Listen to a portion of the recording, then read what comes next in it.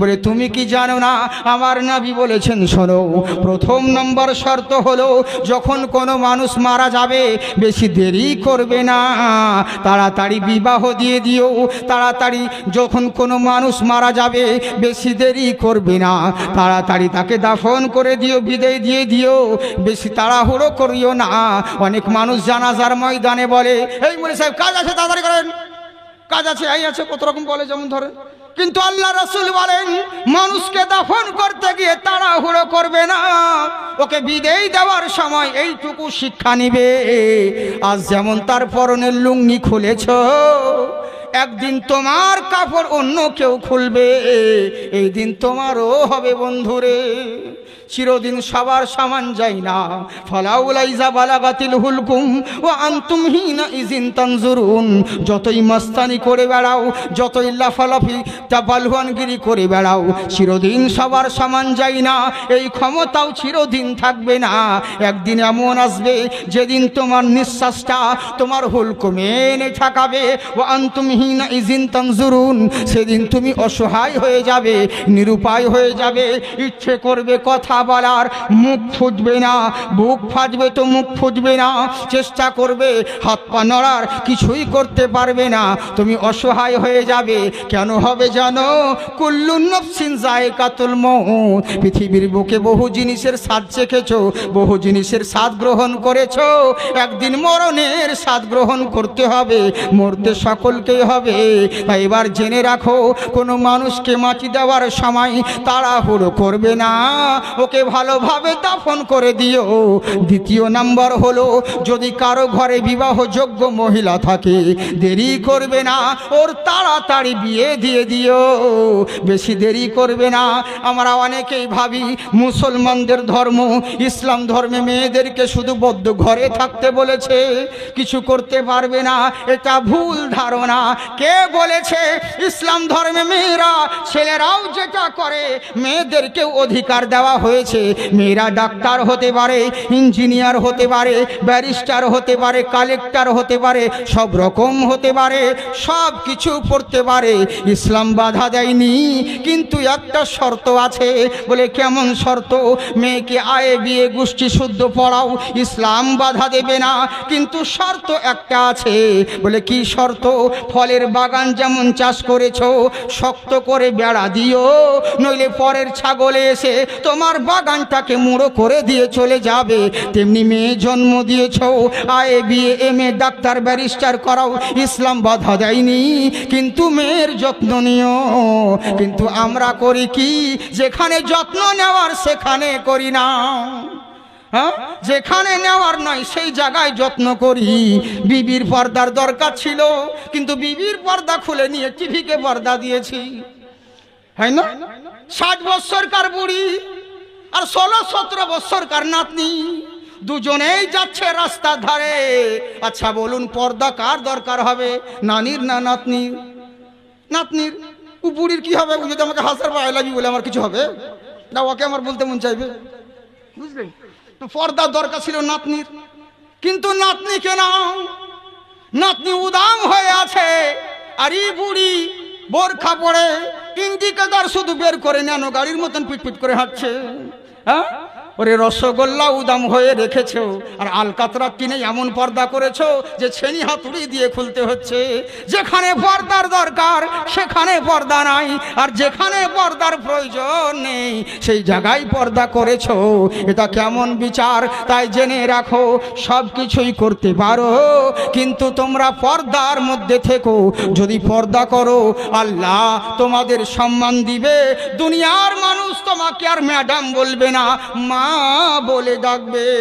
মসজিদে জিনেরাও ইবাদত করে, হয়তো আমরা দেখতে পাই না সকলে, তো জিনেরা ইবাদত করে, ওদের মধ্যে বলা বলি করছে। বলে কি?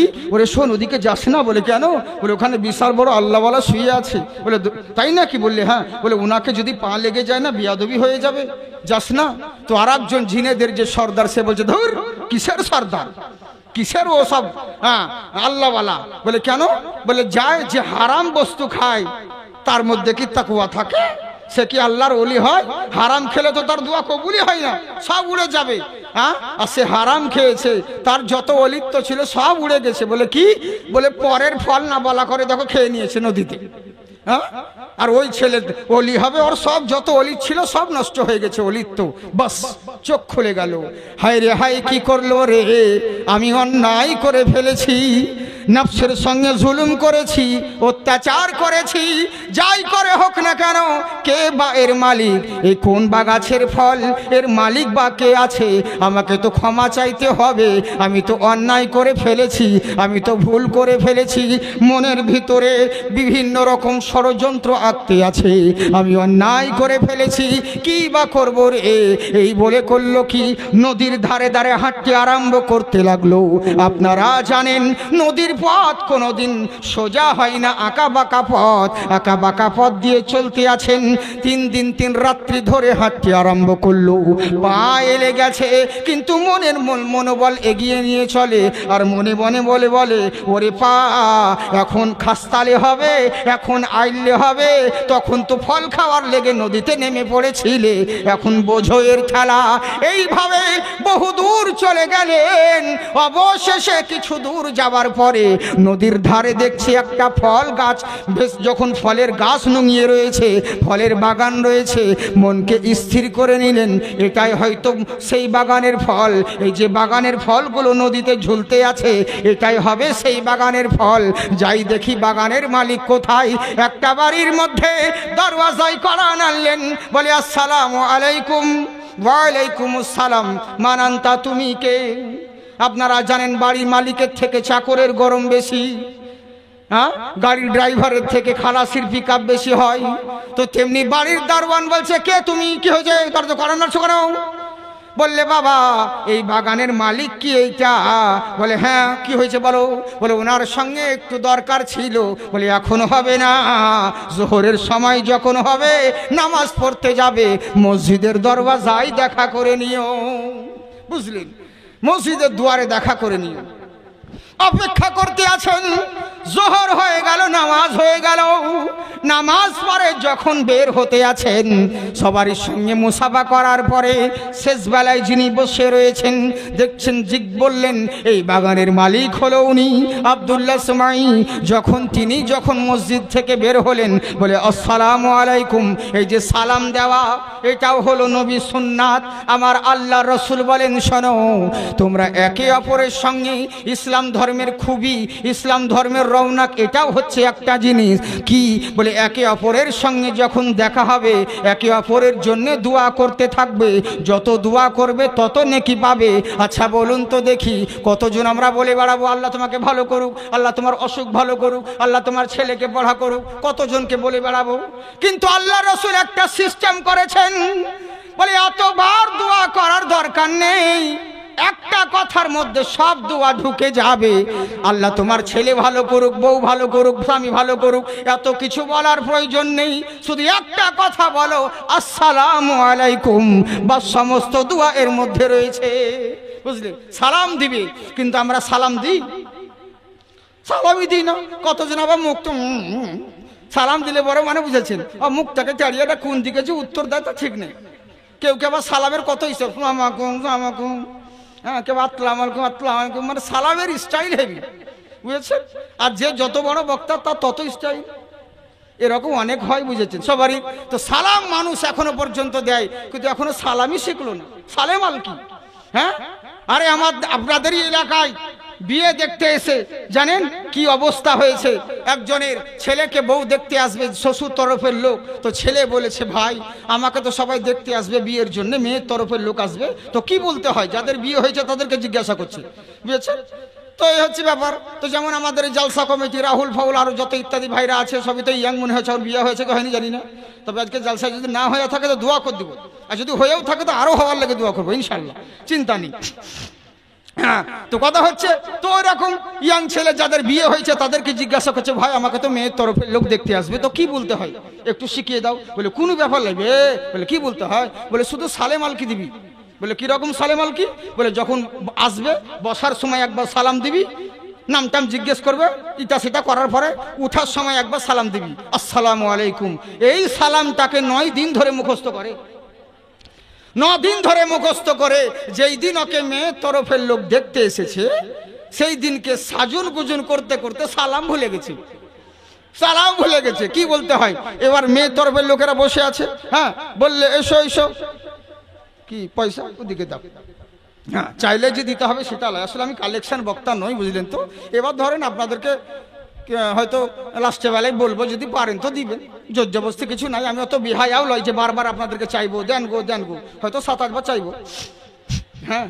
তো যাই হোক, তো ইনশাল্লাহ অসুবিধে নেই। মা খালারা শোনো, তোমাদের জন্য দারুণ অফার আছে আজকে। আর তোমাদের জন্য কোনো মৌলবি তোমার আপন লয়, যদি আপন হয়তো আমি, পশ্চিমবঙ্গে যত বক্তা আছে তোমাদের আপন যদি হয়তো আমি, আমার কারণে 1000 টাকা করে পেয়েছো, বুঝলো। আমারই অনেক লক্ষ্মী ভান্ডারের ওয়াজ রয়েছে বিভিন্ন রকম, কত কি দোয়া করেছি জানো তোমাদের লেগেছে। আল্লাহ দোয়া করছি আর মন পরিবর্তন করে দাও, 500 জায়গায় 5000 দাও। কিন্তু 5000 না দেওয়াতে একটা জিনিস ভালো করেছি, যদি 5000 দিত তাহলে তোমাদের গরম তো আরো বেড়ে যেত, হ্যাঁ। তাহলে তো বলতা কথাই কথাই, বুঝলে, মানে স্বামীর কোনো গরমই দেখতে না, হ্যাঁ, এই হচ্ছে ব্যাপার। তো আল্লাহ মারকুটটা গরুকে শিং দেয় না, তেরি লেগে। তো চিন্তা নেই, তোমাদের জন্য ওয়াজ হবে, যদি আল্লাহ বাঁচিয়ে রাখে শোনাই, চিন্তা করো। তো এবার করলো কি, মেয়ের তরফের লোক দেখতে এসেছে, ছেলেটা সাজুন গুজুন করতে করতে সালাম ভুলে গেছে। বন্ধুরা বলছে বস সালাম, আসসালামু আলাইকুম, আসসালামু আলাইকুম, ইশারা করে বলে দিচ্ছে, ই তো ভুলে গেছে। শেষ বেলায় মেয়ের তরফের লোকেরা বলছে বসো বাবা বসো, দাঁড়িয়ে কেন আছো, বসো, তোমার সঙ্গে কিছু কথা বলবো, বসো। উপায় না থাকতে পেরে বলছে তোমাদেরকে বিসমিল্লাহ, বুঝেছেন, বিসমিল্লাহ। এবার এরা ভাবছে হয়তো মনে হয় আমাদের দিকে সালাম দেয়, এরা হয়তো বিসমিল্লাহ বলে এক এক জায়গার ফতোয়া এক এক রকম মৌলবি এক এক রকম ফতোয়া দিচ্ছে, হয়তো হতে পারে এদিকে বিসমিল্লাহ বলে যা হলো হলো। আসো বসো, নাম কি বাবা, অমুক, কি করো বাবা, এই, কতদূর পড়াশোনা করেছে, এই, ইনকাম কত করে, এই, যা জিজ্ঞাসা করা করে 200 টাকা হাতে ধরিয়ে বলছে এবার উঠো বাবা, তোমার সঙ্গে আর দরকার নেই, তোমার বাবা মার সঙ্গে কথা বলবো, গার্জেনের সঙ্গে, তুমি উঠো। ই কিন্তু আর উঠতে চাই না, ও যে উঠার সময় কি বলতে ভুলে গেছে। তো বন্ধুরা বলছে আবে যা, মান সম্মান তো লাজে গোবরে চলে গেল, মাঠে ঘাটে চলে গেল, কমসে কম যাওয়ার সময় তো বল, সালামটা দে ঠিকভাবে, তাও তো মান সম্মান বাঁচবে। এই লেগে বন্ধুরা ইশারা করে বলেছে আসসালামু আলাইকুম, আসসালামু আলাইকুম, ইশারা করছে। ই তো তাকাচ্ছে, যখন উপায় নাই আর কি করবে তখন বলছে তোমাদেরকে আল্লাহু আকবার, এই তো হচ্ছে ব্যাপার। এখন আমরা সালামই জানি না, সালামই শিখলাম না, অনেক মুসলমান এরকম আছে, বুঝলেন তো। এরই লেগে তো বলে দাড়ি মুন্ডवाए मुंह छुड़ाए औरत जैसी शक्ल बनाए तुम्हें क्या हो गया है, तुम्हें क्या हो गया है, राज शरीयत तुमको नभाए औरों की चलन निभाए तुम्हें क्या हो गया है, तुम्हें क्या हो गया है। সালাম দিতে হবে। আমার নবী বলেছেন শোনো, একে অপরের সঙ্গে দিদার করতে গেলে তাকে সালাম আগে দাও। সালাম কেমন জিনিস, সালামের বরকত কতটা, সালাম কি জিনিস সেটাই আপনাদেরকে বলতে চাই। কেমন সালাম জেনে রাখুন, যতটুকু বলবো আর যত সময় বলবো খুব মূল্যবান কথা বলবো, বুঝলেন। আমি বসে থাকি না চুপ করে, লম্বা লম্বা বড় 3-4 বার দরুদও পড়াবো না, কোনো ব্যাপার নেই, টেনশন নেই, বুঝলেন। তবে যত কথা বলবো ইনশাল্লাহ খুব শিক্ষণীয় বিষয়ের কথা বলবো, কিন্তু অসুবিধে নেই। আপনারা সব বুঝতে পারছেন তো? হ্যাঁ, বাহ বাহ বাহ, একবার হাত উঠিয়ে বলেন আল্লাহু আকবার। হ্যাঁ, এখন সবাই উঠাচ্ছেন না, আবার ভোটের সময় আর এই লুঙ্গি তোলে বলবে ইনকলাব জিন্দাবাদ, বডি থাকবে মাথাবা, ওরকম করেন না সোনামুখী। আল্লাহ আপনাদেরকে খুব ভালো রেখেছে গো, আপনারা খুব ভালো মানুষ, সত্যি আপনার এলাকার মানুষ খুবই ভালো মানুষ। আর আমরা কেনই বা ভালো হব না, আমরা তো আশরাফুল মখলুকাত, আমরা সর্বশ্রেষ্ঠ মানুষ, শুধু জুতো চুরি করি তাই, বাকি আমরা তো ভালো। তাই হচ্ছে ব্যাপার। তো মন দিয়ে শুনেন তাহলে হবে। আল্লাহর রাসূল বলেন সালাম দিবেই একে অপরের সঙ্গে দিদার করতে গেলে।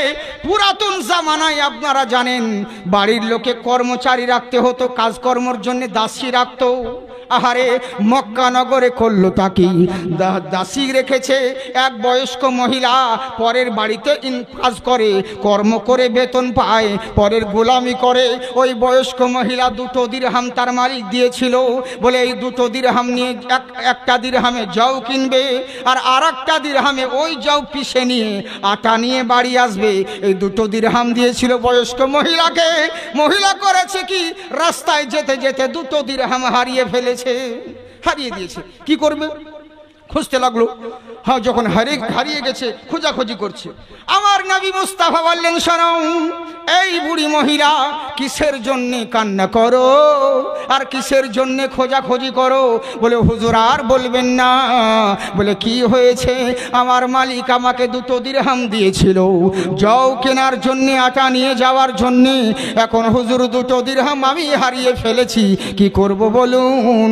আমার নবী মুচকি হেসে বললেন, তাই নাকি? বললে হ্যাঁ। বলে চিন্তা করো না, তোমাকে কান্না করতে হবে না। আমি নিজের পকেট থেকে নবী মুস্তাফা আমার 2 দিরহাম বের করে বুড়ি মহিলার হাতে দিলেন। বলে এই নাও, এই 2 দিরহাম, যাও গিয়ে যাও কিনে আটা পেশাই করে তোমার মালিকের বাড়িতে পৌঁছে যাও। তোমাকে আর চিন্তিত হবে না, তোমার আর প্রবলেম হবে না। যেমন টাকা দেওয়া, বুড়ি মহিলা আরো কান্না করতে লাগলো। বলে কিসের জন্য কান্না করো? বলে হুজুর আর বলবেন না। বলে কি হয়েছে গো? বলে আপনি তো 2 দিরহাম দিলেন, সেই তো ঘুরিয়ে একই ব্যাপার হয়ে গেল। 2 দিরহাম দিলেন, এই দিরহামে আমি জও কিনবো, আটা নেব, পেশাই করব। বাড়ি যেতেই তো আমার সন্ধে হয়ে যাবে, কি করব? সেই ঘুরিয়ে তো একই সময় হয়ে গেল, এমনিতে তো দুপুর হয়ে গেছে। আমার মালিক কিন্তু খুবই কড়া, আমি যাওয়ার পরে বলবে এতটা সময় কোথায় ছিলি? না আমার ঘর বাদ দিয়ে অন্যজনের কাজ করতে গেছিলি, আমাকে তো বকুনি দিবে, আমাকে তো তখন উল্টো পাল্টা কথা বলবে, আমাকে ধমক দিবে। আমি কি করব? সেই তো ঘুরে একই ব্যাপার। পয়সা দিলেও যেই কষ্ট, পয়সা না দিলেও সেই কষ্ট। আমার নবী মুস্তাফা বললেন, শোনো তুমি চিন্তিত হয়ো না, আমি নবী বলতে আছি, তোমার কোনো প্রবলেম হবে না। চলো আমি তোমার সঙ্গে যাব, তাহলে তোমার মালিক যেন কিছু না বলে। তোমার মালিক যখন জিজ্ঞাসা করবে আমি তখন বলবো এই তোমার ভাদিকে বকিও না, ওর সময়টা আমি ওকে ঘিরে রেখেছিলাম। বুঝলে কেমন নবী? চিন্তা করুন, রহমতুল্লিল আলামিন, দয়ার নবী মুস্তাফা বলেন চলো। ওই বুড়ি মহিলা যাও কিনে আটা পেশাই করে, আমার নবী মুস্তাফা বলছেন তুমি আগে আগে চলো, আর তোমার যাও আটা নিয়ে আমি তোমার পিছন পিছন যাচ্ছি। সুবহানাল্লাহ বলে। এটাই হচ্ছে কিরদার, ব্যবহার। বুঝলেন? শুধু ওয়াজ করে গেলাম, চলে গেলাম, হ্যাঁ, তারপরে মানুষ সালাম করলে তাকে ভ্যালু দিলাম না, এটা জরুরি নয়। বিশাল বড় মাস্টার হয়েছেন, বিশাল বড় ডাক্তার হয়েছেন, ব্যারিস্টার হয়েছেন, এই বলে মানুষকে মানুষ মনে করছেন না। মেম্বার হয়েছেন, নেতা হয়েছেন, এই জন্য ঠিক মতন সালামের উত্তর পর্যন্ত দেন না। নিজের ইমামকেও চিনেন না, নিজের গ্রামের গরিব ভাইদেরকেও চিনেন না। একটা কথা জেনে রাখবেন, আপনাকে ইজ্জতদার বানানেওয়ালাও হচ্ছে আল্লাহ, যে গরিবকে বানিয়েছেন সেটাও হচ্ছে আল্লাহ। ইজ্জত জিল্লতের মালিক হলো আল্লাহ। যে আল্লাহ আপনাকে মসনদে বসিয়েছে, ওই আল্লাহ চাইলে মুহূর্তে মধ্যে ওই মসনদ থেকে ভিখারির কৌটা হাতে ধরাতে পারে। বুঝলেন? সবই আল্লাহর হাতে। ইন্নাকা আলা কুল্লি শাইইন কাদির। এই বলে নিজের অর্থের গরম দেখায়ও না। ব্যবহার, তোমার আখলাক যদি ভালো থাকে তাহলে জেনে রাখবে তোমার সব ভালো। তোমার আখলাক, তোমার ব্যবহার যদি ভালো থাকে তোমার ডাকে সবাই সাড়া দিবে। আর তোমার যদি আখলাক না থাকে তাহলে তুমি যতই ডাকো কেউ তোমার কাছে আসবে না। কেমন নবীর ব্যবহার চিন্তা করুন। বুড়ি মা আগে যাচ্ছে আর তার মালগুলোকে নিয়ে নবী আমার পিছন পিছন যাচ্ছে। আহারে, পিছন পিছন যাওয়ার পরে যখন অনেক দূর চলে গেছেন, যাওয়ার পরে দেখতে আছে কি, বুড়ি মহিলা বলছে হুজুর ওই দেখুন ওইটা হলো আমার মালিকের বাড়ি, আমি ওই মালিকের বাড়িতে কাজ করি।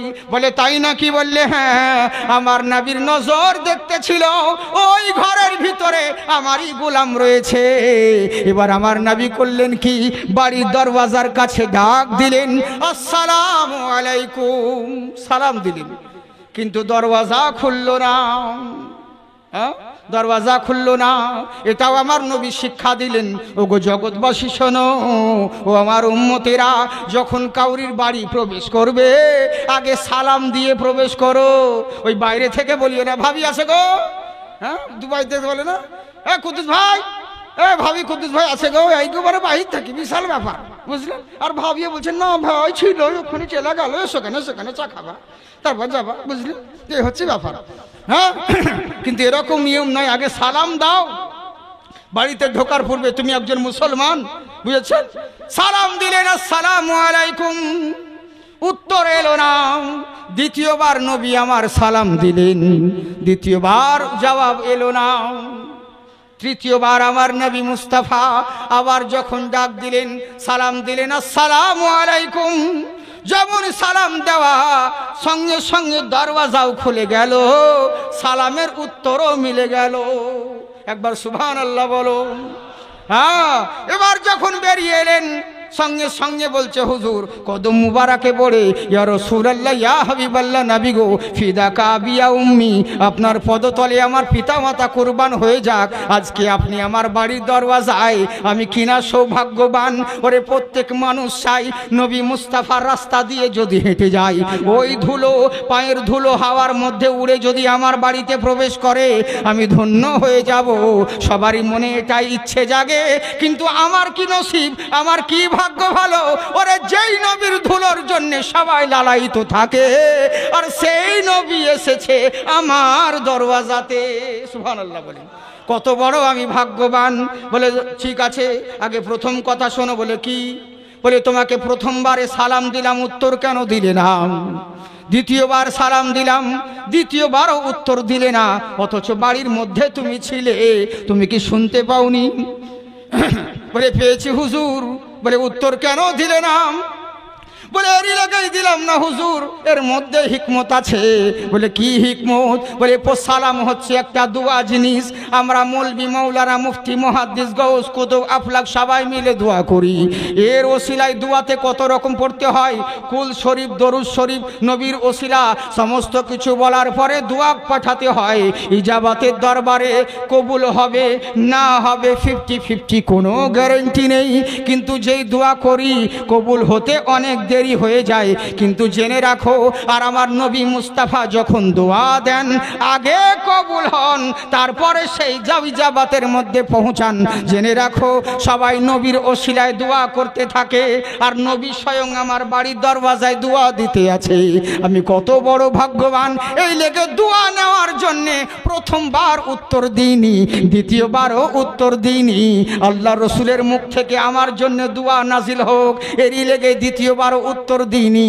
তৃতীয়বার যখন দেখলাম না রে না, এটা তো নবীর সঙ্গে বিয়াদবি হয়ে যেতে পারে, আর যদি নবীর বিয়াদবি হয়ে যায়, হাজারো নামাজ থাকতে পারে, হাজারো রোজা থাকতে পারে, হাজারো ইবাদত থাকতে পারে, কিন্তু জেনে রাখো আমার নবী হলো ঈমান, নামাজ হলো আমল, আমার নবী হলো ঈমান, রোজা হলো আমল, আমার নবী হলো ঈমান, হজ যাকাত হলো আমল। কারণ নামাজ চাইতে এগুলো আমল কাজা হলে আদায় করা যাবে, নবীর বিয়াদবি হলে ঈমান চলে গেলে আর কখনো না মিলবে। কারণ জেনে রাখো, নামাজে নবীকে আনে নাই, বরং নবী আমার নামাজকে এনেছেন। রোজার জন্য নবীকে পাই নাই, নবীর জন্য রোজাকে পেয়েছি। হজ যাকাতে নবীকে আনে নাই, নবীর কারণে হজ যাকাতকে পেয়েছি। এরই জন্যেই নবীর বিয়াদবি যদি হয়ে যায়, সমস্ত ইবাদত আমার মুখে ছড়ে দেওয়া হবে, আমার কোনো উপায় থাকবে না। যত বড়ই গৌস কুতুব হোক না কেন, কাল কিয়ামতের দিনে নবী ছাড়া কেউ কোনোদিন শাফায়াত হতে পারবে না, নবীর প্রয়োজন সকলের হবে। এটা বিয়াদবি হয়ে যাবে। এরই লেগেই হুজুর দ্বিতীয়বার আর থামতে না পেরে আমি তাড়াতাড়ি দরওয়াজা খুলে উত্তর দিয়ে দিলাম। বলে বেশ ঠিক আছে, ভালো করেছো, ভালো কথা। আমি যে কারণে এসেছি আগে সেটা বলি। বলে বলেন হুজুর। বলে এটা কি তোমার বাদী? বললে হ্যাঁ হুজুর, এটাই হলো আমার গোলাম, আমার বাদী। বললে শোনো, এ তুমি 2 দিরহাম দিয়েছিলে, তাকে যাও কিনতে। এই মহিলা 2 দিরহাম হারিয়ে ফেলেছিল, তাই কান্না করছিল রাস্তায়। আমি নিজের 2 দিরহাম দিয়েছি, তার যাও পেশাই করে আটা নিয়ে তোমার বাড়িতে নিয়ে এসেছি। একে তুমি ডাঁটবে না, একে তুমি বকা দেবে না। তখন সাহাবী আমার মুচকি হেসে বলে, ইয়া রাসূলুল্লাহ নবী গো, আপনি চিন্তা করবেন না। ওরে এই মহিলাকে, এই বাঁদিকে আমি আর গোলাম কেন রাখবো? আজকে আমি একে আজাদ দিয়ে দিলাম। এ আমার ঘরের কমান্ডারি হলো, এ যদি হুকুম করে আমি সেটাই শুনবো। কারণ হলো একটাই, আমি যেই মহিলার জন্যে আমার নবী মুস্তাফা আমার বাড়িতে হাজির হয়েছেন, আমি এই মহিলাকে কোনো দিন বাঁধিয়ে রাখতে পারি না। আমি তাকে আজাদ করে দিলাম।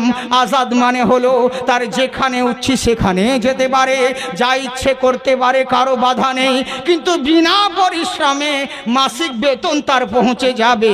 একেই বলে আজাদি। সাহাবী আমার বললেন হুজুর, আজ থেকে এ আমার বাদী নয়, এ হলো আমার ঘরের মালকিন। কারণ এরই কারণে নবীর জবান থেকে আমি দোয়া পেয়েছি। আমার নবী শিক্ষা দিলেন, শোনো, তাই তোমরা একে অপরের সঙ্গে যখন দিদার হবে সবার আগে তোমরা সালাম পরিবেশন করবে। তাই এবার করলো কি, মসজিদের দরওয়াজা থেকে বের হলেন, বলে আসসালামু আলাইকুম। বলে ওয়ালাইকুম আসসালাম। কে বাবা তুমি? বলে হুজুর এই বাগানের মালিক কি আপনি? এই বাগানটা কি আপনার? এখান থেকে বলছিলাম নাকি? বলবো না ছেড়ে দেব? বলবো? কারা কারা শুনবেন না হাত উঠান। হ্যাঁ, না ভালো, আপনারা খুব ভালো, ভালোই বুঝছেন, ভালোই শুনছেন। হ্যাঁ, যাকে শোনামুখী মন দিয়ে শুনুন তাহলে হবে। আসলে এগুলোকে বলে তালকানা। সুবহান আল্লাহ বলতে গিয়ে তুফান আল্লাহ বলে ফেলে, বুঝেছেন তো? মানে চারিদিকে ধ্যান থাকলে যা হয়। তো এর জন্য বলছে একটু মন দিয়ে শোনেন। আমরা তো সব জায়গায় আসি না, আপনাদের এখানে কত প্রত্যেকটা গ্রামে জালসা হয়, জীবনী হয়, আমাদেরকে দেখতে পান খুব কম পাবেন, বুঝেছেন? এরই লেগে তাও কি করব, মধ্যে মাঝে আসতে হয় এক একটা, বুঝেছেন? আমি প্রোগ্রাম বেশি করি না আর সব জায়গায় যাইও না। হ্যাঁ, আমি আমার মতন চলি, লিবি লে না লিবি না লি, দৌড়ে বেড়া, বুঝেছেন? আমার ইচ্ছে হলে যাব, না হলে যাব না। তাতে কত মৌলবীরা কত কি কথা বলে, বুঝেছেন? বিশাল ব্যাপার। হ্যাঁ, বিশাল কিছু, অনেক কিছু ব্যাপার করতে বলতে আছে। অমুক বক্তা এত টাকা লিছে, অমুক বক্তা এত টাকা লিছে। আবার লিছে তা তোর ফাটছে কেন, বুঝলেন? ও কি শুধুই লিছে? দেখ, যে যেই কর্ম করে শেষ তার বেদনা বুঝে। হ্যাঁ, তুমি যদি ওই লাইনে ওরকম হতে তাহলে তুমি বুঝতে ব্যথাটা কতটা, কিন্তু তুমি তো করো না, তো তুমি কি বুঝবে ওইসব জ্বালা, বুঝলেন? এই হচ্ছে ব্যাপার। তো অনেকে অনেক কথা বলবে, বলেই যাবে, যার কাজ সেটা করতে হবে, বুঝলেন? ইনশাল্লাহ মানুষের কাছ থেকে রুহু বের করা সহজ, রুপিয়া বের করা অত সহজ নয়, বুঝলেন? হ্যাঁ, মানুষের কেন দেয়, কি কারণে দেয়, এর মধ্যে বহুত হিকমত আছে। ওসব বলে দরকার নাই ভাই। দোয়া করি আল্লাহ যেন আমার প্রত্যেককে সঠিক বুঝার তৌফিক দান করেন। বলুন আল্লাহুম্মা আমিন। হাত উঠিয়ে বলেন আল্লাহু আকবার। বলে জাকির সাহেব তুমি বলো আমরা বাদ, আর যদি করো প্রতিবাদ ধর থাকবে মুন্ডুবাদ। আমি বলি ভয় করি না বে, আমারও জন্মস্থান মুর্শিদাবাদ, বুঝলেন তো? এই হচ্ছে ব্যাপার। তো ওরকম করে না, সবাই মিলে বলবেন যে হাত আল্লাহ আল্লাহ রসুলের নামে উঠে ওই হাতে কোনোদিন লাকুয়া পড়ে না, বুঝলেন তো? ইনশাল্লাহ একবার হাত তুলে বলেন ইয়া রসুল আল্লাহ। বাহ, মাশাআল্লাহ, জিন্দাবাদ। এরই জন্য তো বলে বস ये की बार मौला दिखा दे तो बस है, दिखा दे तो बस है, बस ये की बार मौला दिखा दे तो बस है, बुला ले तो बस है, बस ये की बार मौला, बस ये की बार मौला बुला ले तो बस है, ओ नूरानी रोज़ा दिखा दे तो बस है, दिखा दे तो बस है। সুবহানাল্লাহ বলে না কেন? হে, হ্যাঁ, এইভাবে বললে আমি বলবো না, বুঝলেন? আমি গজল কম বলি, বলি মধ্যে মাঝে দুই একটা। আমি যদি 10টা গজল বলি বড় বড় করে, তো 10টা গজলে তো 1 ঘন্টা ওখানে খাবে, তো ওয়াজ করবো কখন, বুঝলেন? তো এই হচ্ছে ব্যাপার। হ্যাঁ, বুঝেছেন তো? যারা বুদ্ধিজীবী লোক তারা ভালো করে বুঝে। তো যাকে মহব্বতে বলেন সুবহানাল্লাহ। তাই বার করলো কি, যখন সালাম দেওয়ার পরে বলছে হুজুর এই বাগানটা কি আপনার?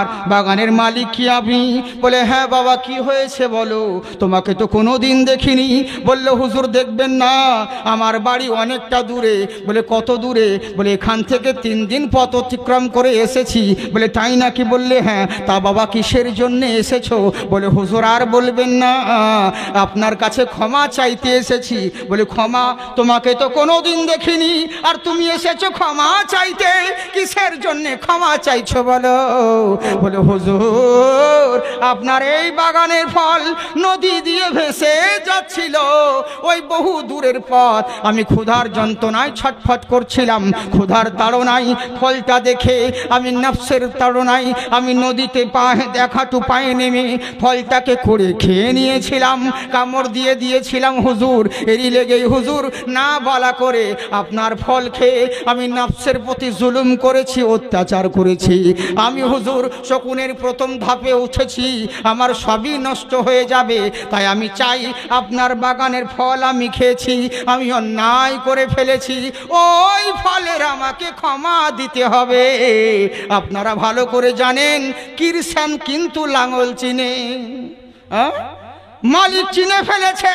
এ সাধারণ কোনো ছেলে নয়। কত মানুষ আসে আমার বাগানের ফল পেড়ে খেয়ে চলে যায়, কত মানুষ আসে না বলা করে কুড়িয়ে নিয়ে চলে যায়, চুরি করে নেয়, কেউ ক্ষমা চাইতে আসে না। এই এলো কেন? এ তো সাধারণ কোনো ছেলে নয়। বললে বাবা রে, আমি একটা রত্ন পেয়েছি, একে যদি যত্ন করতে পারি একটা রত্ন বেনে যাবে। বলে ঠিক আছে বাবা, তুমি ক্ষমা চাইতে এসেছো ভালো কথা, কিন্তু আমি যদি তোমাকে ওই ফলের ক্ষমা দিয়ে দিই, ক্ষমা দিয়ে দেব, তুমি তো ক্ষমা পেয়ে বাড়ি চলে যাবে, বিনিময়ে আমি কি পাবো? আমি কি পাবো? বলে তা তো জানি না। বলে শোনো, যদি সত্যিকারের ক্ষমা নিতে চাও আমার বাগানে একটা গাছ লাগিয়ে দাও, যেই দিন ওই গাছে ফল ধরবে সেদিন তুমি ক্ষমা চাইবার উপযুক্ত হবে। যতদিন ফল ধরবে না তুমি ক্ষমা চাইবে না। থাকবেন আপনি, আমি হলে থাকতাম, ওর কপালে খুঁজবে আর বাড়ি মেরে বলাতাম, চলবে তোর কাছে ক্ষমা চাইতে সব ফিকা পড়লাম। এরই লেগে তো তিনাদের ইতিহাস, বুঝলেন তো? এরই জন্যই তো তিনাদের ইতিহাস। চিন্তা করে দেখুন কেমন বান্দা। আহারে, আল্লাহু আকবার, আল্লাহু আকবার। আগেই বলি, আমার কথা বুঝতে পারছেন আপনারা? একটু তোতলা ভাব লাগছে কি? তোতুটা চাইবে এইরকম কথা তো নয়। মানে অপারেশনের পর থেকে ডক্টর, আল্লাহর রহমত দেখুন, আপনাদের দোয়া কেমন। আমাকে বলেছিল ম্যাক্সিমাম 3 বছর আপনি কথা বলবেন না, কথা বলা যাবে না। আর যদি 3 বছর পর আস্তে আস্তে মুখ খোলে তখন কথা বলতে পারবেন। কিন্তু আল্লাহর রহমত আমি 3 মাস পরেই প্রোগ্রাম করেছি, বুঝলেন? তবে অতটা এখন করা যাবে না, হালকা ফুলকা। তবে একটা কথা জেনে রাখবেন, আল্লাহ যেটা করেন সেটা ভালোর জন্যই করেন, তাই তো বাবা? এটুকু ঈমান আমাদেরকে রাখতে হবে, আল্লাহ যেটা করেন ভালোর জন্য করেন। আমরা তো পরে ভবিষ্যতের কথা জানি না, কিন্তু আল্লাহ যা করেন সেটা মঙ্গলের জন্য করেন, এটা বিশ্বাস করে নিতে হবে। দুঃখ করে লাভ নেই যে এটা কেন হলো, ওটা কেন হলো, নিশ্চয় ওর মধ্যে ভালাই রয়েছে। আর যদি আল্লাহ কোনো গুনার কারণে যদি এই দুনিয়াতে মানুষকে শাস্তি দেয়, আযাব দেয়, ও তো আরো ভাগ্য ভালো, ও তো আরো খুশির বিষয়, বুঝলেন তো? এই হচ্ছে ব্যাপার। তো কথা হচ্ছে কি, তবে আল্লাহর কাছে এই দোয়া চেয়েও না যে আমাকে এখানে অসুস্থ দাও, এই দাও, পরীক্ষা করো, তা নয়। আল্লাহর কাছে এই দোয়া করতে হবে, আল্লাহ তুমি আমাকে দুনিয়াতেও ভালো রাখো, আখিরাতেও ভালো রাখো। সেদিন একজন গজল বলছিল, এ দুনিয়ার কত মাবুদ সইব যন্ত্রণা, দুনিয়াতে নাও কাঁদাইয়া আখেরাতে কাঁদায় না। পাবলিক বলছে সুবহানাল্লাহ, যে যা মোল্লা হবে সব জায়গায় সুবহানাল্লাহ বলতে হয় না। বলে কেন? বলে গজলটা বুঝলি? ও বলছে দুনিয়াতে নাও কাঁদাইয়া আখেরাতে কাঁদাইও না, মানে দুনিয়াতে যা কষ্ট দেওয়ার দিয়ে দাও, এই দোয়া করিও না ভাই। আল্লাহ যদি কষ্ট দিতে লাগে, কষ্ট সহ্য করতে না পেরে ঈমান পর্যন্ত হারা হয়ে যাবে, তার মানে ওই দোয়া করিও না। রব্বানা আতিনা ফিদ দুনিয়া হাসানাতাও ওয়া ফিল আখিরাতি হাসানাও ওয়া কিনা আযাবান্নার। আল্লাহর কাছে এই দোয়া করো, রব্বুল আলামিন আমাকে দুনিয়াতেও ভালো রাখো, আখিরাতেও ভালো রাখো, জাহান্নামের আগুন থেকে মুক্তি করো, এই দোয়া করো। কিন্তু না বুঝে আমরা পাবলিক এখন সুবহানাল্লাহ সব জায়গাতে বলে দিই। আসলে কি জানেন তো, প্লাস্টিকের জোরে, প্লাস্টিকের জ্বালায় কাঁসা পিতলের কোনো দাম নাই, কোনো দাম নাই, সবই প্লাস্টিকের। কিন্তু চিন্তা করলাম যে শুধু ভাত রান্না করতে গিয়ে ওই এক জায়গাতে প্লাস্টিক মারা খেয়ে গেল, কারণ আগুনে তো হবে না আর প্লাস্টিক রান্না করা, ওই সেই স্টিলের বা কাঁসার পিতলের এগুলোই লাগবে, ওই জায়গাতে প্লাস্টিক মারা খেয়ে গেছে। সিটি গোল্ডের জ্বালায় স্বর্ণের মানে দাম নাই, স্বর্ণের দাম নাই। বাসে ছিনতাই হয়েছে, আমি এগুলো হাসছে। বলে হাসছো কেন গো, তোমাদের অত মাল আলিয়ে চলে গেল, কানে নিচে গেল। বলে হুজুর বুঝবেন না। বলে কি বলছে? সিটি গোল্ডের, সিটি গোল্ডের। হাই রে হাই রে, মানে সিটি গোল্ডের জ্বালায় ডাকাতরা পর্যন্ত ধোকা খেয়েছে গো। এটা পাক্কা, যেগুলো হচ্ছে অন্যায়, কিন্তু বেচারিয়া কষ্ট করে ছিনতাই করছে আর তুমি তাদেরকে সিটি গোল্ড ধরিয়ে দিচ্ছ, এটা করা ঠিক নয় কিন্তু, বুঝেছে তো? সিটি গোল্ডের জ্বালায় সোনার মজবুরি, কিন্তু সোনা সোনাই থাকবে। তুমি যতই যা কিছু করো, সিটি গোল্ড কদিন মার্কেট নিবা, সাময়িকের জন্য, কিন্তু সেই স্বর্ণের কাছেই আসতে হবে। হ্যাঁ, আর সোনার দাম চিরদিনই দাম থাকবে, তাতে পাবলিক যতই বিরোধিতা করুক আর যতই করুক না কেন। হ্যাঁ, ইঙ্গিতে কোন দিকে দোষ দিচ্ছি তার মানে ভালোই বুঝতে পারছেন, বুঝলেন? এই হচ্ছে ব্যাপার, দেশের পরিস্থিতি হচ্ছে এরকম। হ্যাঁ, সকলের জ্বালায় আর আমাদের কোনো নাই। এখন তো ওয়াজ আওয়াজ সব রকমই চলছে, এরই লেগে আমরা আর কোন কি করব বলেন, উপায় নেই। এই জন্য মজবুরিতে পড়ে কিছু কিছু কথা বলতেও হয়। হ্যাঁ, রঙ্গমঞ্চ হচ্ছে জলসাই, রঙ্গমঞ্চ হয়ে বলতে আছে কি ওখানে কীর্তন চলছে, আর কীর্তনের সময় ওদের জালসা ঘরে বলতে আছে বলে কি লঙ্কা যে জয় করিল তার নাম জানো কি, মানে ভুলে গেছে, গান বলতে বলতে ভুলে গেছে। তখন এবার যারা ওর বাজনা পার্টি ওদেরকে জিজ্ঞাসা করছে লঙ্কা যে জয় করিল তার নাম জানো কি, এরা তখন বলছে ওবে 10 আনার ভাগ 1 ভাগ দাও, আমরা বলবো কি? হ্যাঁ, তুমি তো এই 12 বছর ধরে 10 আনা তুমি আবার আমাদেরকে 1 আনা দাও, এটা চরম জুলুম, আমরা বলতে পারবো না। তখন দেখছে এ তো মান সম্মানে পড়ে যাব, তখন বলছে আজ থেকে ভাগ হইবে সমানের সমান। তখন এরা বলছে লঙ্কা যে জয় করিল বীর হনুমান। পাবলিক বলছে বারে ভগবান, বুঝলেন? মানে এরা ভাবছে ওটাও গান, কিন্তু গান লাই, ভুলে গেছিল, ওদের মধ্যে কথা চলছিল। তো এই হচ্ছে ব্যাপার, না বুঝাতে খালি উল্টা পাল্টা বলে দিই, এই হচ্ছে ব্যাপার। তো জেনে বুঝে সুবহানাল্লাহ বলতে হয়, বুঝলেন তো? একবার নবীর মুহাব্বতে পড়ে জোরে বলেন সুবহানাল্লাহ। হ্যাঁ, তাই বার করলো কি বলতে আছেন শোনো, বলে কি হয়েছে? বলে আমি তোমাকে ফল ক্ষমা দিয়ে দেব, আমার বাগানে গাছ লাগিয়ে দিতে হবে। বলে ঠিক আছে হুজুর, কোনো ব্যাপার নাই। প্রতিদিন গাছ লাগাই আব্দুল্লাহ সুমাই, প্রতিদিন গাছটাকে হিলিয়ে দেয়। এর গাছ লাগানোর শেষ হয় না, এর হিলিয়ে দেওয়ার শেষ হয় না, কিন্তু লক্ষ্য করে দেখে ছেলেটা জোহরের নামাজ পড়ে কিনা, আসরের নামাজ পড়ে কিনা, মাগরিবের নামাজ পড়ে কিনা, এশা ফজরের নামাজ আদায় করে কিনা, এগুলো লক্ষ্য করে দেখে। একদিন জোহরের নামাজ পড়তে যাচ্ছে, ওযু করে নামাজের দিকে রওনা হলো।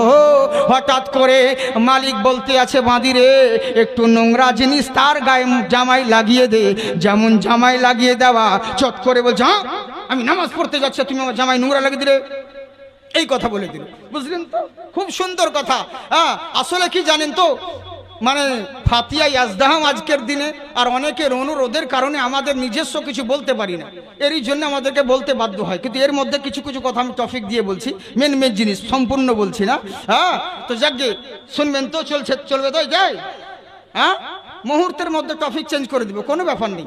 যদি বলেন তাহলে অন্য লাইনে চলে যাচ্ছি। ঠিক লাইনে আছি? হ্যাঁ, এই তো বাবজি বুঝেছে, বিহার বাড়িতে মরার কাঁদুন কাঁদলে হবে না, আর মরার বাড়িতে বিয়ের গীত গাইলে হবে না।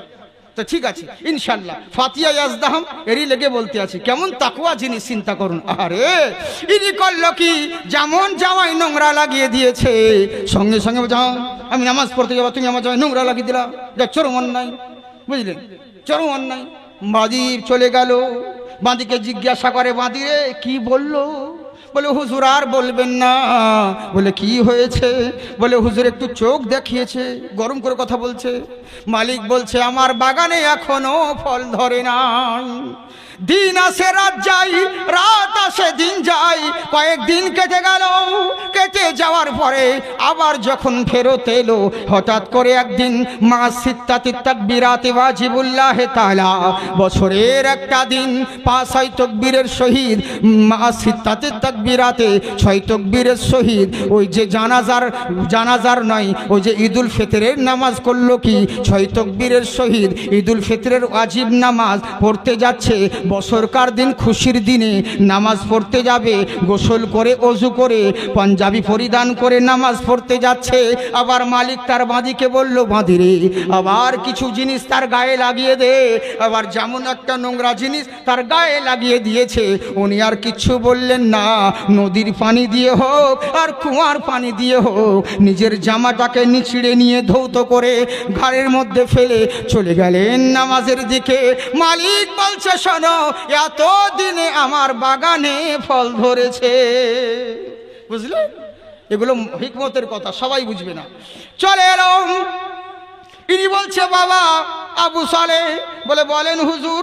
বলে তুমি কি ক্ষমা চাইবে না? বলে হ্যাঁ তো হুজুর। ক্ষমা চাওয়ার জন্য এতদিন ধরে পড়ে রইলাম, আপনি কি ক্ষমা দিবেন? বলে হ্যাঁ বাবা, কিন্তু একটা কথা বলো। বলে বলেন হুজুর। বলে আমি তোমাকে ক্ষমা দিয়ে দিলে তুমি তো ক্ষমা পেয়ে যাবে, ক্ষমা পেয়ে চলে যাবে, কিন্তু বিনিময়ে আমি কি পাবো? বলে হুজুর কি পাবেন বলেন? আমি বলতে পারবো না। তখন মালিক বলতে আছে, বাবা রে, আমি তোমাকে যদি সত্যিকারের ক্ষমা নিতে চাও আমি তোমাকে ক্ষমা দিয়ে দেব, কিন্তু তার আগে আমাকে ঋণ মুক্ত করে দাও।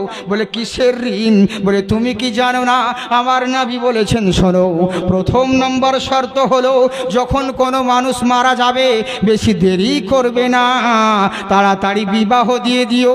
তাড়াতাড়ি যখন কোনো মানুষ মারা যাবে বেশি দেরি করবে না, তাড়াতাড়ি তাকে দাফন করে দিও, বিদায় দিয়ে দিও, বেশি তাড়াহুড়ো করিও না।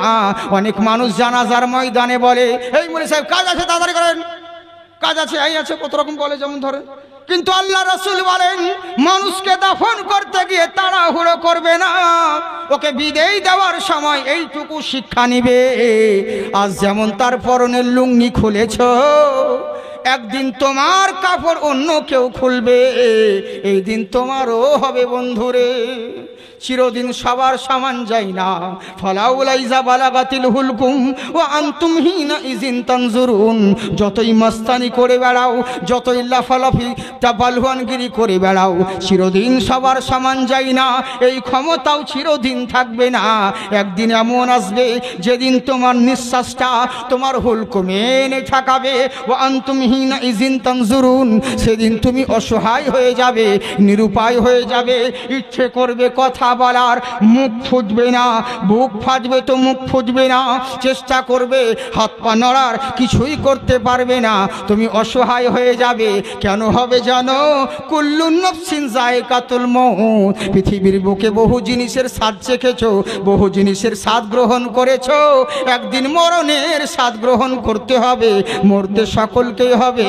তাই এবার জেনে রাখো, কোনো মানুষকে মাটি দেওয়ার সময় তাড়াহুড়ো করবে না, ওকে ভালোভাবে দাফন করে দিও। দ্বিতীয় নাম্বার হলো যদি কারো ঘরে বিবাহযোগ্য মহিলা থাকে দেরি করবে না, ওর তাড়াতাড়ি বিয়ে দিয়ে দিও, বেশি দেরি করবে না।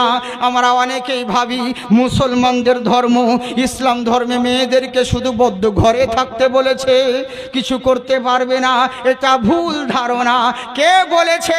ইসলাম ধর্মে মেয়েরা, ছেলেরাও যেটা করে মেয়েদেরকেও অধিকার দেওয়া হয়েছে। মেয়েরা ডাক্তার হতে পারে, ইঞ্জিনিয়ার হতে পারে, ব্যারিস্টার হতে পারে, কালেক্টর হতে পারে, সব রকম হতে পারে, সব কিছু পড়তে পারে, ইসলাম বাধা দেয়নি। কিন্তু একটা শর্ত আছে। বলে কেমন শর্ত? মেয়েকে আয়ে বিয়ে গোষ্ঠী শুদ্ধ পড়াও, ইসলাম বাধা দেবে না, কিন্তু শর্ত একটা আছে। বলে কি শর্ত? ফলের বাগান যেমন চাষ করেছো শক্ত করে বেড়া দিও, নইলে পরের ছাগলে এসে তোমার বাগানটাকে মুড়ো করে দিয়ে চলে যাবে। তেমনি মেয়ে জন্ম দিয়েছ, আয়ে বিয়ে এমএ ডাক্তার ব্যারিস্টার করাও, ইসলাম বাধা দেয়নি, কিন্তু মেয়ের যত্ন নিও। কিন্তু আমরা করি কি? যেখানে যত্ন নেওয়ার সেখানে করি না, হ্যাঁ, যেখানে নেওয়ার নয় সেই জায়গায় যত্ন করি। বিবির পর্দার দরকার ছিল, কিন্তু বিবির পর্দা খুলে নিয়ে টিভিকে পর্দা দিয়েছি, হয় না? 60 বছরকার বুড়ি আর 16-17 বছরকার নাতনি, দুজনেই যাচ্ছে রাস্তার ধারে। আচ্ছা বলুন, পর্দা কার দরকার হবে, নানির না নাতনির? নাতনির। ও বুড়ির কি হবে? ও যদি আমাকে হাসার বা আই লাভ ইউ বলে আমার কিছু হবে না? ওকে আমার বলতে মন চাইবে, বুঝলেন? তো পর্দার দরকার ছিল নাতনির, কিন্তু নাতনিকে নাও, নাতনি উদাম হয়ে আছে, আর এই বুড়ি বোরখা পরে ইন্ডিকেটর শুধু বের করে নেনো গাড়ির মতন পিটপিট করে হাঁটছে। হ্যাঁ, ওরে রসগোল্লা উদাম হয়ে রেখেছো, আর আলকাতরা কিনে এমন পর্দা করেছো যে ছেনি হাতুড়ি দিয়ে খুলতে হচ্ছে। যেখানে পর্দার দরকার সেখানে পর্দা নাই, আর যেখানে পর্দার প্রয়োজন নেই সেই জায়গায় পর্দা করেছো। এটা কেমন বিচার? তাই জেনে রাখো, সব কিছুই করতে পারো, কিন্তু তোমরা পর্দার মধ্যে থেকো। যদি পর্দা করো আল্লাহ তোমাদের সম্মান দিবে, দুনিয়ার মানুষ তোমাকে আর ম্যাডাম বলবে না, মা বলে ডাকবে। তাই তো? হ্যাঁ মা বোন দুঃখ করিও না, আপনারা ভালো, আপনাদের কথা বলছি না, আপনাদের এদিকের মানুষ অনেক পর্দা করে, ওই আমাদের দিকের মেয়েদের কথা বলছি, ওই দিকের মেয়ে ওরকম, আর আপনারা তো ভালো গো পর্দা করেন। তবে একটা অনুরোধ করবো, শুধু মৌলবীকে দেখে পর্দা করিয়েন না, হ্যাঁ শুধু মৌলবীর সামনে পর্দা লাই, আপনারা সকলের সামনে পর্দা করবেন, পর্দা করলে আপনার ভালাই হবে, কিন্তু পর্দা আপনারা করবেন না শুধু মৌলবীদেরকে দেখলে পর্দা। হ্যাঁ রাস্তায় যেতে যদি একটু ঠকা লাগে, হুজুর দেখছি, হ্যাঁ হুজুর বলে এমনি করে ঢেকে লিখছে, হাই রে পর্দা তোমার, ওকে পর্দা বলে না জর্দা বলে, বুঝলেন? রাস্তার ধারে আপনারা শুনেছেন আমার বহুত পুরাতন কথা, হ্যাঁ হ্যাঁ পর্দার রাস্তার ধারে টিউবওয়েলে গোসল করছে গো, বাড়িতে করে না, রাস্তার ধারে টিউবওয়েলে। এখনো দেখবেন বহুত মানুষ লজ্জা লাগে বরঞ্চ যেতে, রাস্তার ধারে টিউবওয়েলে গোসল করছে, মেয়েকে দাঁড় করে বলছে কেউ এলে পরে বলবি, বলে হুঁ আসু, আসছে একজন সাইকেল নিয়ে, কি আসছে মা, বলে ওই কুতুব চাচা, ও কুতুব আসুক তোদের দাদা হচ্ছে।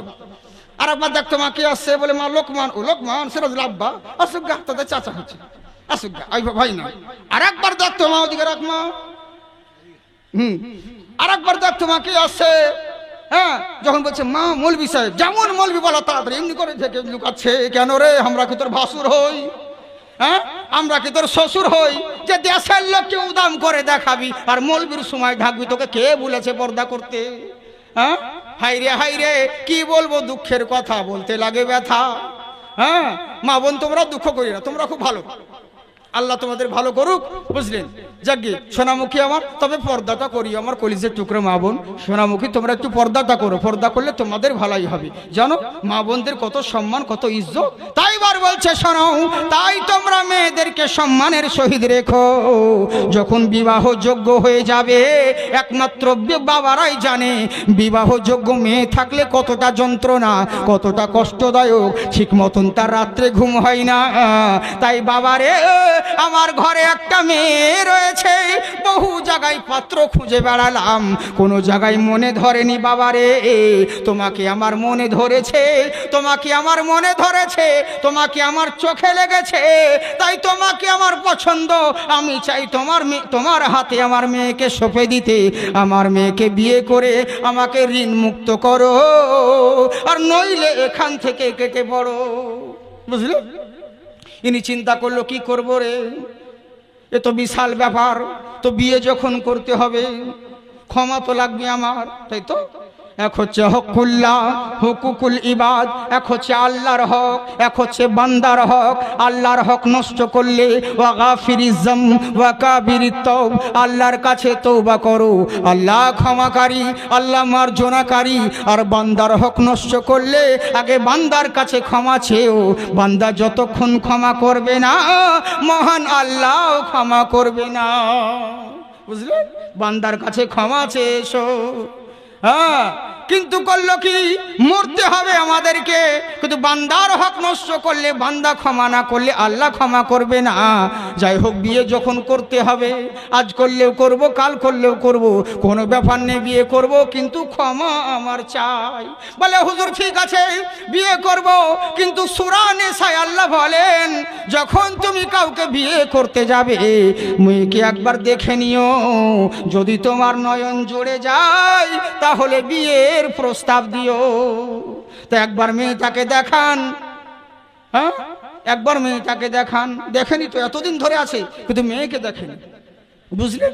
কেমন তিনারা চিন্তা করে দেখুন। আহারে বলে হুজুর মেয়েকে একবার দেখালে ভালো হতো, তখনকার এই নিয়ম ছিল, এখন দেখাতে হয় না মেয়েদেরকে।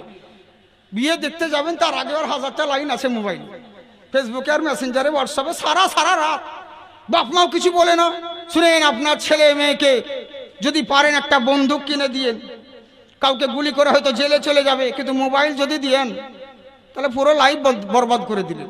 কাউরির সঙ্গে যদি শত্রুতা আছে তো তার ছেলেকে হোক মেয়েকে একটা মোবাইল গিফট দিয়েন, বুঝলেন? তাহলে আর কিচ্ছু করতে হবে না, কোনো হাতিয়ার লাগবে না মারার জন্য, কোনো জাদু টোনা মন্ত্র কিছু করতে হবে না, এই মোবাইলই সব শেষ। বুঝলেন? হাইরে বড় দুঃখ লাগে। সারা রাত করছে, সারা রাত ধরি লেপের তলে, আর কাইতে শীত আসছে, লেপের তলে কত কি হ্যাঁ করবে। কেন? বাপ মা জানে না কেন? তোর বিটি তোর বেটা সারা রাত ধরে কি তাহাজ্জুদ পড়ে না, কোরআন শরীফ পড়ে, মোবাইলে কি করে ও? হ্যাঁ কিসের জন্য? কই এগুলো বারণ করতে পারো না?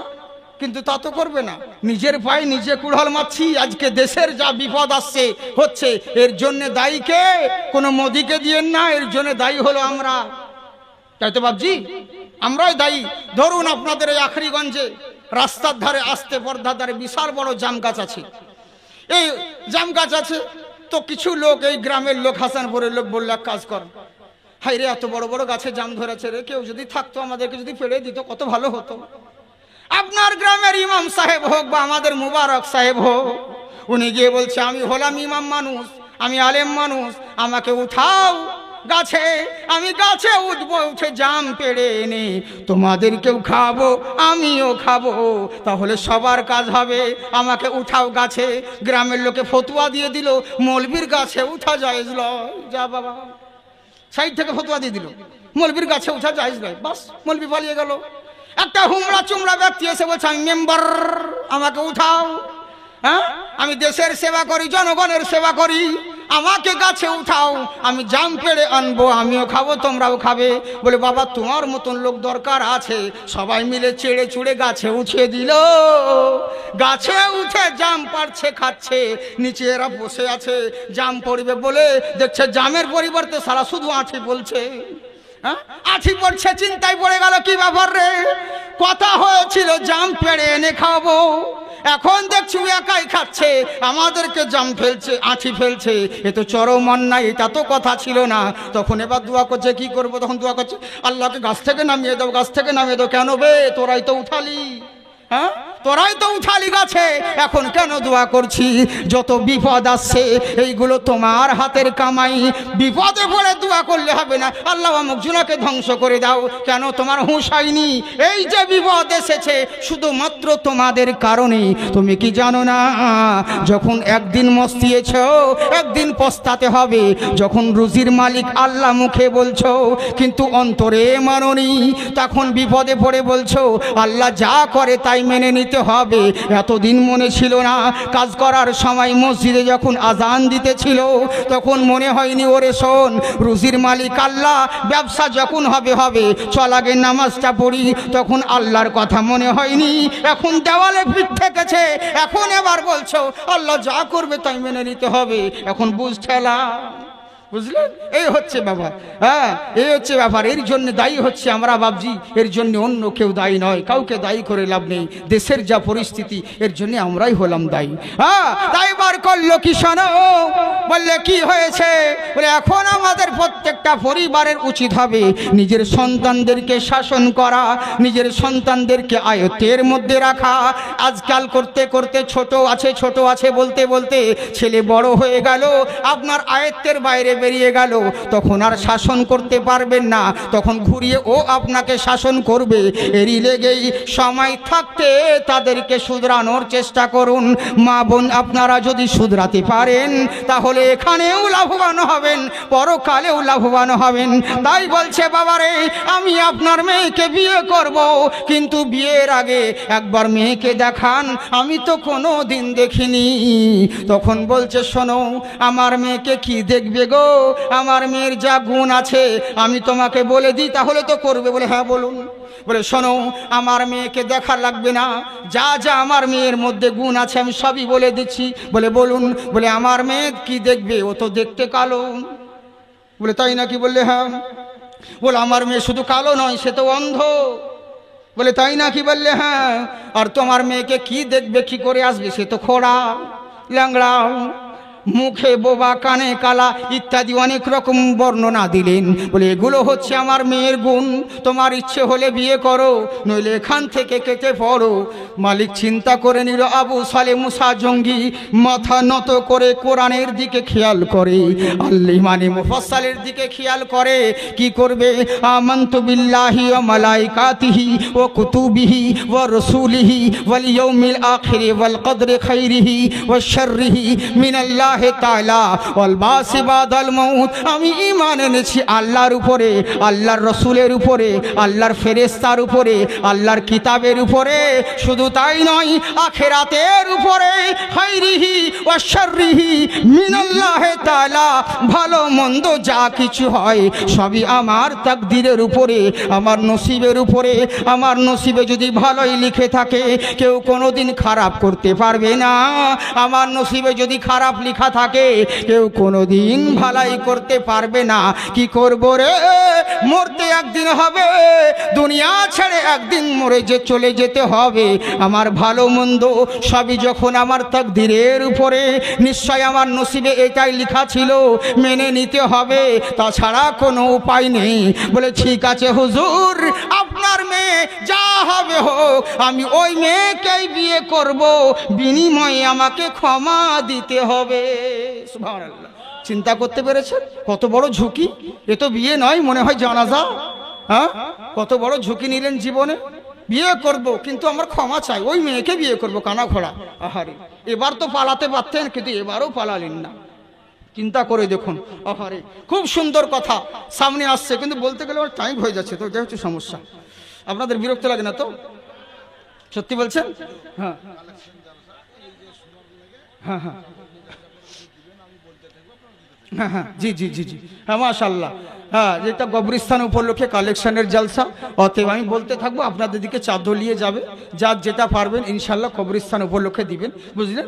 কারণ এই যেই বাড়িতে থাকছেন এটার কোনো গ্যারেন্টি নেই, কিন্তু যেই জায়গার জন্য আজকে জলসা আয়োজন করা হয়েছে এই জায়গায় আপনাদের সকলকে যেতে হবে, মরতে সবাইকে যেতে হবে, বুঝলেন? কারণ যখন মেন বক্তাকে কালেকশন হবে করাবেন তখন জলসা মার খেয়ে যাবে, মার খেয়ে যাবে। হ্যাঁ, এরই জন্যে তো, যার কারণে আমি আপনাদেরকে বলবো অত বিরক্ত করব না। আমার কমিটি ভাইরা যাচ্ছেন কবরস্থান উপলক্ষে, শুধু চাইলেই দিতে হবে এর কোনো মানে নেই। ওরে না চাইলে কে দেয়? চাইলে তো সবাই দেয়, কিন্তু না চাওয়াতে আপনি যেই দান দিবেন, পৃথিবীর বহুত ব্যাংকে টাকা আছে, অ্যাকাউন্টে রাখবেন, আপনি পেতেও পারেন নাও পারেন, কোনো গ্যারেন্টি নেই, কিন্তু এই সমস্ত জায়গায় দিলে পরে আপনি এখানেও পাবেন ওখানেও পাবেন। এরই লেগে বলছি, দান কোনো দিন বিফলে যায় না। আপনারা অবশ্যই দানের হাতটা একটু বাড়িয়ে দিবেন, বুঝলেন? হ্যাঁ মাশাআল্লাহ, একবার মহব্বতে বলেন সুবহানাল্লাহ। घर की दहलीज हो या कि बाजार हो, गैर महरम से पर्दे की तालीम दो। घर की दहलीज हो या कि बाजार हो, अपन गैर महरम से पर्दे की तालीम दो। घर की दहलीज हो के या बाजार हो, गैर महरम से पर्दे की तालीम दो, वरना एक उम्र बेटी की कट जाएगी। फातिमा की हया ढूंढते ढूंढते एक दिन में मदीना पहुंच जाऊंगा। दर्द दिल की दवा ढूंढते ढूंढते, सुबहानाल्लाह बोले, सुबहानाल्लाह। ना देखुन দম থাকা চাই, বুঝলেন তো? আল্লাহর দান। হ্যাঁ, শুধু নাতের মধ্যে বহুত কোয়ালিটি আছে, কালাম দেখুন কত সুন্দর, ইমান তাজা হয়ে যাবে। মোহাব্বতে জোরে বলেন সুবহানাল্লাহ। कि मेरे आका की दंदन वन नज्म की एक तबस्सुम से फैली अजब रोशनी। मेरे आका की दंदन वन नज्म की एक तबस्सुम से फैली अजब रोशनी। मोहब्बत के साथ बोलिए सुभान अल्लाह। मेरे आका की दंदन वन नज्म की एक तबस्सुम से फैली अजब रोशनी। गुमशुदा सोई एक आन में मिल गई, गुमशुदा सोई एक आन में मिल गई। हंस पड़ी आयशा ढूंढते ढूंढते। नारे तकबीर, नारे रिसालत, मसला के आला हजरत, वली का दामन। नारे तकबीर, नारे रिसालत।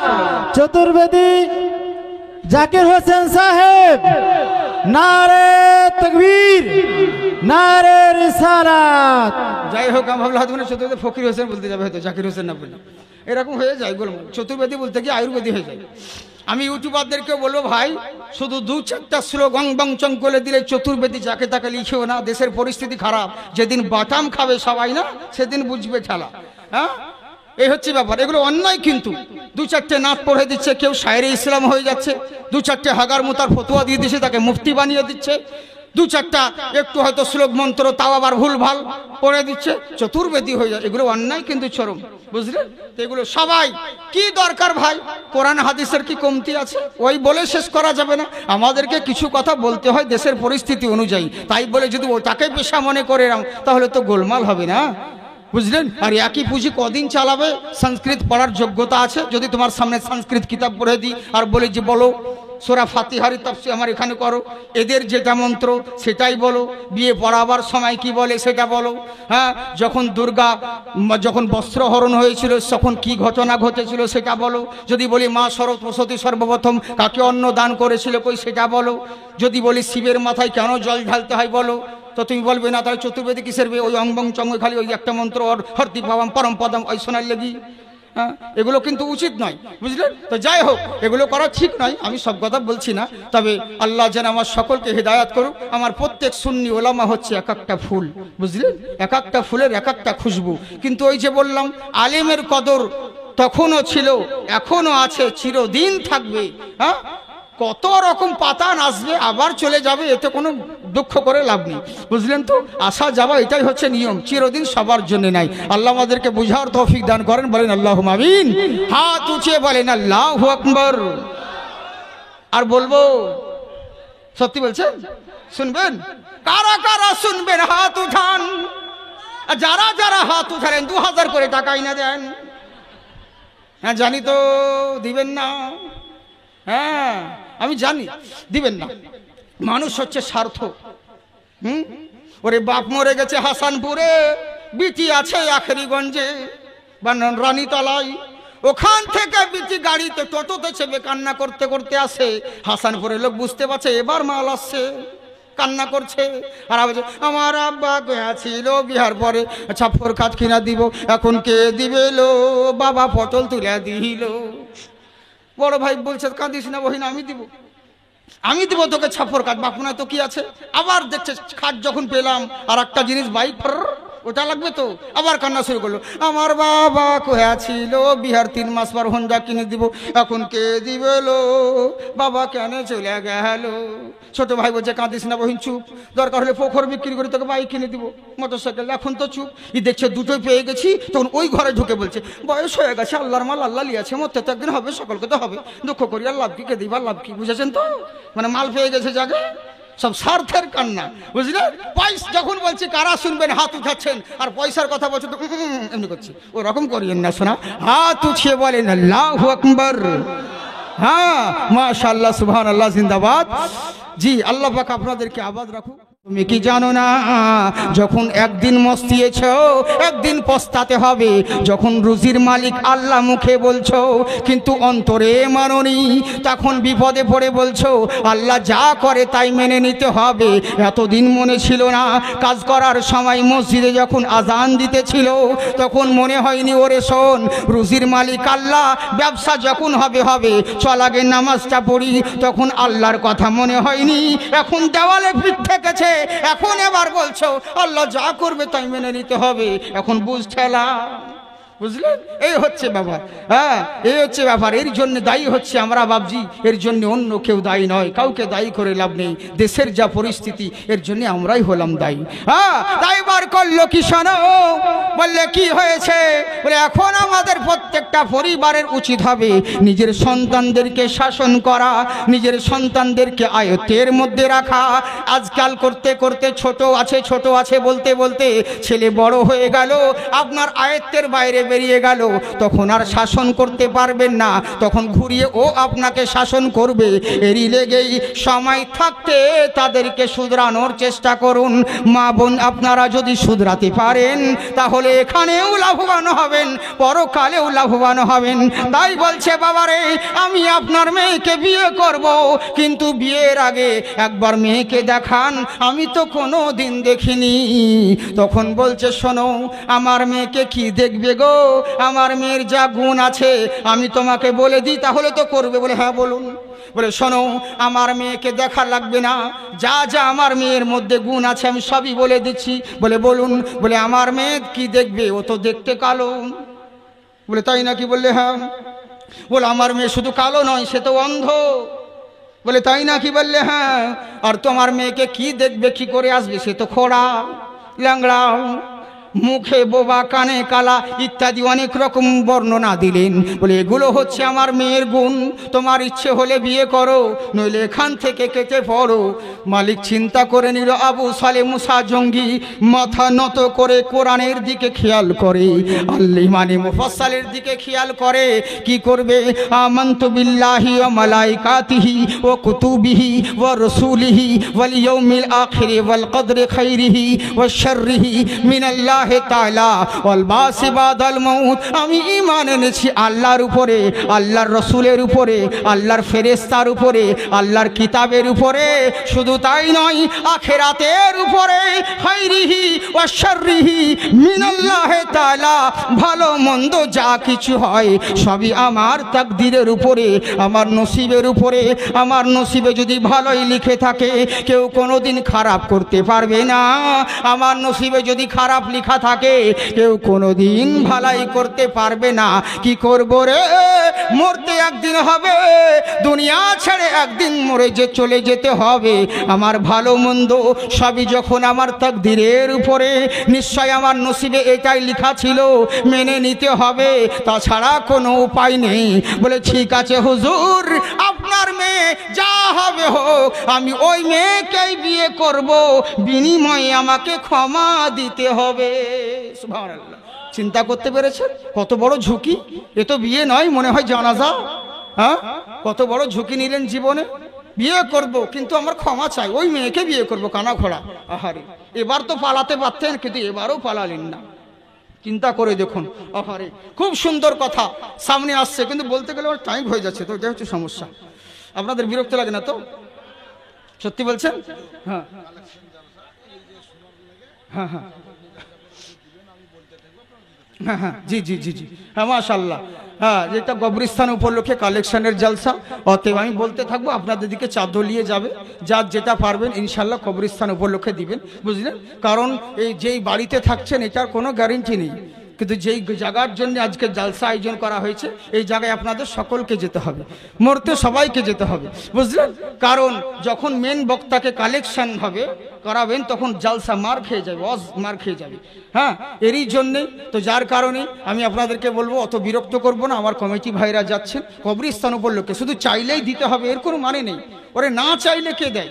চাইলে তো সবাই দেয়, কিন্তু না চাওয়াতে আপনি যেই দান দিবেন, পৃথিবীর বহুত ব্যাংকে টাকা আছে, অ্যাকাউন্টে রাখবেন, আপনি পেতেও পারেন নাও পারেন, কোনো গ্যারেন্টি নেই, কিন্তু এই সমস্ত জায়গায় দিলে পরে আপনি এখানেও পাবেন ওখানেও পাবেন। এরই লেগে বলছি দান কোনো দিন বিফলে যায় না। আপনারা অবশ্যই দানের হাতটা একটু বাড়িয়ে দিবেন, বুঝলেন? হ্যাঁ মাশাআল্লাহ, একবার মহব্বতে বলেন সুবহানাল্লাহ।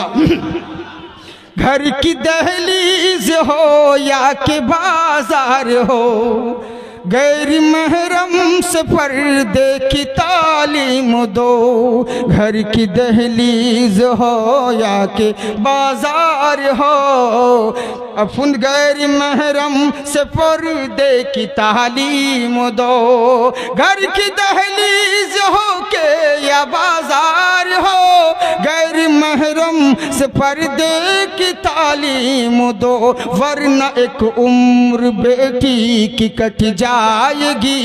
फातिमा की हया ढूंढते ढूंढते एक दिन में मदीना पहुंच जाऊंगा। दर्द दिल की दवा ढूंढते ढूंढते, सुबहानाल्लाह बोलें, সুবহানাল্লাহ। नात देखुन দম থাকা চাই, বুঝলেন তো? আল্লাহর দান। হ্যাঁ, শুধু নাতের মধ্যে বহুত কোয়ালিটি আছে। কালাম দেখুন কত সুন্দর, ইমান তাজা হয়ে যাবে। মোহাব্বতে জোরে বলেন সুবহানাল্লাহ।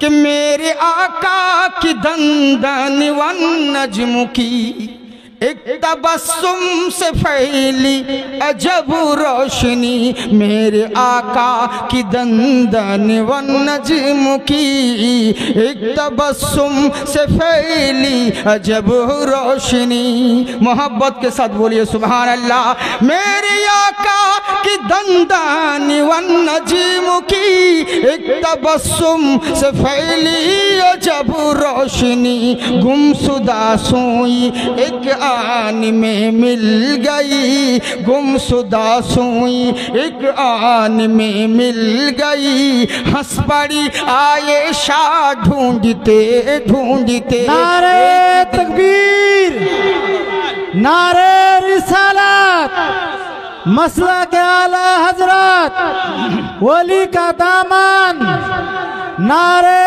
तकबीर नारे रिसालत चतुर्वेदी जाकिर हुसैन साहेब नारे तकबीर नारे रिसालत যাই হোক আমি ভাবলাম হয়তো চতুর্বেদী ফকির হোসেন বলতে যাবে হয়তো জাকির হোসেন না বলে এরকম হয়ে যায় গোলমাল চতুর্বেদী বলতে গিয়ে আয়ুর্বেদী হয়ে যায় আমি ইউটিউবারদেরকে বলবো ভাই শুধু দু চারটা শ্লোক বং চং করে দিলে চতুর্বেদী যাকে তাকে লিখেও না দেশের পরিস্থিতি খারাপ যেদিন বাটাম খাবে সবাই না সেদিন বুঝবে ঠেলা হ্যাঁ এই হচ্ছে ব্যাপার এগুলো অন্যায় কিন্তু দু চারটে নাত পড়ে দিচ্ছে কেউ শায়েরে ইসলাম হয়ে যাচ্ছে দু চারটে হাগার মুতার ফতোয়া দিয়ে দিচ্ছে তাকে মুফতি বানিয়ে দিচ্ছে দু চারটা একটু হয়তো শ্লোক মন্ত্র তাও আবার ভুলভাল পড়ে দিচ্ছে চতুর্বেদী হয়ে যায় এগুলো অন্যায় কিন্তু চরম বুঝলে এগুলো সবাই কি দরকার ভাই কোরআন হাদিসের কি কমতি আছে ওই বলে শেষ করা যাবে না আমাদেরকে কিছু কথা বলতে হয় দেশের পরিস্থিতি অনুযায়ী তাই বলে যদি ওটাকে পেশা মনে করে তাহলে তো গোলমাল হবে না বুঝলেন আর একই পুঁজি কদিন চালাবে সংস্কৃত পড়ার যোগ্যতা আছে যদি তোমার সামনে সংস্কৃত কিতাব পড়ে দিই আর বলে যে বলো সূরা ফাতিহার তাফসীর আমার এখানে করো এদের যেটা মন্ত্র সেটাই বলো বিয়ে পড়াবার সময় কি বলে সেটা বলো হ্যাঁ যখন বস্ত্রহরণ হয়েছিল তখন কি ঘটনা ঘটেছিল সেটা বলো যদি বলি মা সরস্বতী সর্বপ্রথম কাকে অন্ন দান করেছিল কই সেটা বলো যদি বলি শিবের মাথায় কেন জল ঢালতে হয় বলো তো তুমি বলবে না তাহলে চতুর্বেদী কিসের ওই অঙ্গং চঙ্গ খালি ওই একটা মন্ত্র হরতি ভাবাম পরম পদম ওই শোনার লেগি হ্যাঁ এগুলো কিন্তু উচিত নয় বুঝলেন তো যাই হোক এগুলো করা ঠিক নয় আমি সব কথা বলছি না তবে আল্লাহ যেন আমার সকলকে হিদায়াত করুক আমার প্রত্যেক সুন্নি ওলামা হচ্ছে এক একটা ফুল বুঝলেন এক একটা ফুলের এক একটা খুশবু কিন্তু ওই যে বললাম আলেমের কদর তখনও ছিল এখনো আছে চিরদিন থাকবে হ্যাঁ কত রকম পাতান আসবে আবার চলে যাবে এতে কোনো দুঃখ করে লাভ নেই বুঝলেন তো আসা যাওয়া এটাই হচ্ছে নিয়ম চিরদিন সবার জন্য নাই আল্লাহ আমাদেরকে বুঝার তৌফিক দান করেন বলেন আল্লাহুম্মা আমিন হাত উঁচিয়ে বলেন আল্লাহু আকবার আর বলবো সত্যি বলছেন শুনবেন কারা কারা শুনবেন হাত উঠান আর যারা যারা হাত উঠালেন 2000 করে টাকা এনে দেন হ্যাঁ জানি তো দিবেন না হ্যাঁ আমি জানি দিবেন না মানুষ হচ্ছে স্বার্থ ওরে বাপ মরে গেছে হাসানপুরে বিটি আছে আখেরিগঞ্জে বা রানীতলায় ওখান থেকে বিটি গাড়িতে টোটোতে চেপে কান্না করতে করতে আসে হাসানপুরে লোক বুঝতে পারছে এবার মাল আসছে কান্না করছে আর আমার আব্বা গেছিল বিহার পরে ছাপ্পর কাজ কিনা দিব এখন কে দিবে লো বাবা পটল তুলে দিল বড় ভাই বলছে কাঁদিস না বহিন আমি দিব তোকে ছাপ্পর কাঠ বাপুনা তো কি আছে আবার দেখছে খাট যখন পেলাম আর একটা জিনিস বাইক ওটা লাগবে তো আবার কান্না শুরু করলো আমার বাবা কোয়া ছিল বিহার 3 মাস পর হোন্ডা কিনে দিব এখন কে দিবে লো বাবা কেন চলে গেল ছোট ভাই বলছে কাঁদিস না বহিন চুপ দরকার হলে পোখর বিক্রি করে তোকে বাইক কিনে দিব মোটরসাইকেল এখন তো চুপ দেখছে দুটোই পেয়ে গেছি তখন ওই ঘরে ঢুকে বলছে বয়স হয়ে গেছে আল্লাহর মাল আল্লাহ লিয়াছে মরতে তো একদিন হবে সকলকে তো হবে দুঃখ করি আর লাভ কি কে দিবার লাভ কি বুঝেছেন তো মানে মাল পেয়ে গেছে জাগে সব স্বার্থের কান্না বুঝলে পয়সা যখন বলছি কারা শুনবেন হাত উঠাচ্ছেন আর পয়সার কথা বলছে তো এমনি করছি ওরকম করিয়েন না শোনা হাত উঠিয়ে বলেন আল্লাহু আকবার হ্যাঁ মাশাআল্লাহ সুবহানাল্লাহ জিন্দাবাদ জি আল্লাহ পাক আপনাদেরকে আবাদ রাখুক